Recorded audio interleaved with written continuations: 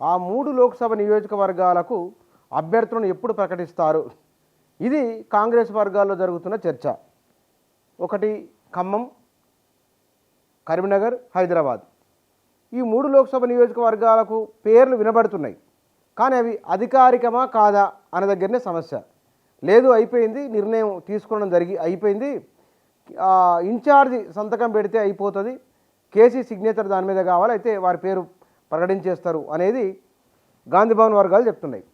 ఇంతకు ఈ 3 నియోజకవర్గాలకు ఉన్న పేర్లు సోషల్ మీడియాలో కనబడుతున్న పేర్లు ఒకటైతే ఇంతకు ఆలస్యం ఎందుకు అయింది అనేది సమస్య. ఈ ఆలస్యానికి కారణాలు ఒక్కొక్క నియోజకవర్గానికి ఒక్కొక్క కారణం ఉన్నది. ఖమ్మం లోక్సభ నియోజకవర్గానికి ఇప్పుడు ప్రభుత్వంలో ఉన్న 3 మంత్రుల కారణంగా అది పీఠముడి పడింది. దానికి పొంగులేటి శ్రీనివాసరెడ్డి సోదరులు, బట్టి విక్రమార్క సతీమణి, తుమ్మల నాగేశ్వరరావు తనయుడు యుగేందర్, ఈ 3 వీరితో పాటుగా మరో 2-3 ప్రముఖులు పారిశ్రామికవేత్తలు ఉన్నారు.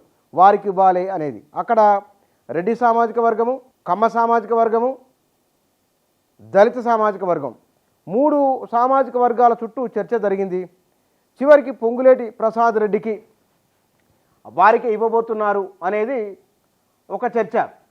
ప్రసాద్ రెడ్డికి ఇస్తారనేది.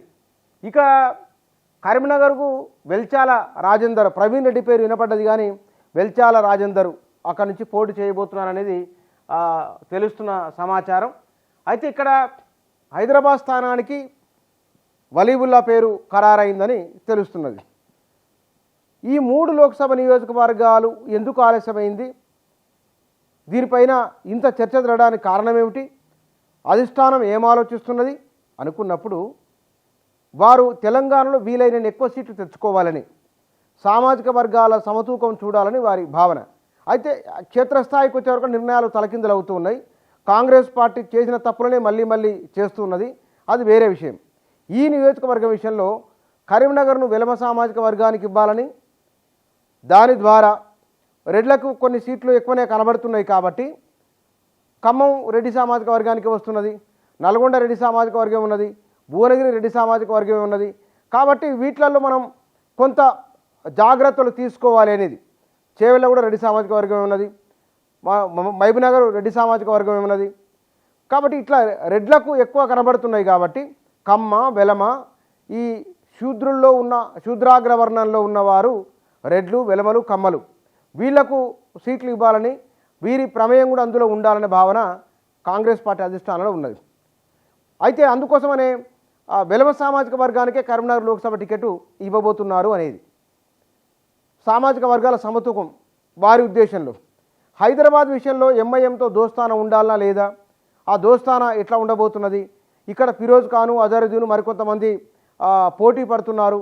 ఈ పోటీ పడుతున్న ఎవరైతే బలమైన అభ్యర్థిగా ఉంటారు, బీజేపీ అభ్యర్థి బలాబలాలు ఏమున్నాయి, బీజేపీతో సమీకరణలు ఎట్లా మారబోతున్నాయి ఇత్యాది విషయాలు పరిశీలించిన తర్వాత ఎంఐఎం సూచన, ఎందుకంటే అక్కడ ఎంఐఎం కూడా పోటీ చేస్తుంది కాబట్టి మరి మిత్రపక్షంగా ఎంఐఎం ఉన్నప్పుడు ఎంఐఎంను ఓడిసి ఎట్లా ఇబ్బందే కదా. కాబట్టి అట్లాంటి అంశాలు చాలా విషయాలను దృష్టిలో ఉంచుకొని అక్కడ అభ్యర్థి ఎవరు ఉండాలనే దానిపైన ఒక నిర్ణయం కాంగ్రెస్ పార్టీ తీసుకున్నట్టు తెలుస్తున్నది. బహుశా ఇవాళ రేపో వాటికి సంబంధించిన వివరాలు బయటికి రావచ్చు. ఆలస్యం వెనుకున్న కారణాలు ఇవి. దీనిపైన నిర్ణయం కూడా రేపటికల్లా రావచ్చు అనేది గాంధీభవన్ వర్గాలు చెప్తున్నాయి. ఎందుకంటే పోలింగ్కు 25 రోజుల వ్యవధి మాత్రమే ఉన్నది. ఇప్పటికే ప్రచారాలు ప్రారంభం అయిపోయినాయి. కాంగ్రెస్ పార్టీ ఎప్పుడో మార్చిలో అభ్యర్థులను ప్రకటిస్తూ వచ్చింది. 2 దఫాలుగా 14 మంది జాబితాను ప్రకటించింది. ఇంకా 3 రావాల్సి ఉన్నది. కాబట్టి ఇది రేపో ఎల్లుండో పేర్లు అధికారికంగా బయటికి వచ్చే అవకాశం ఉన్నది.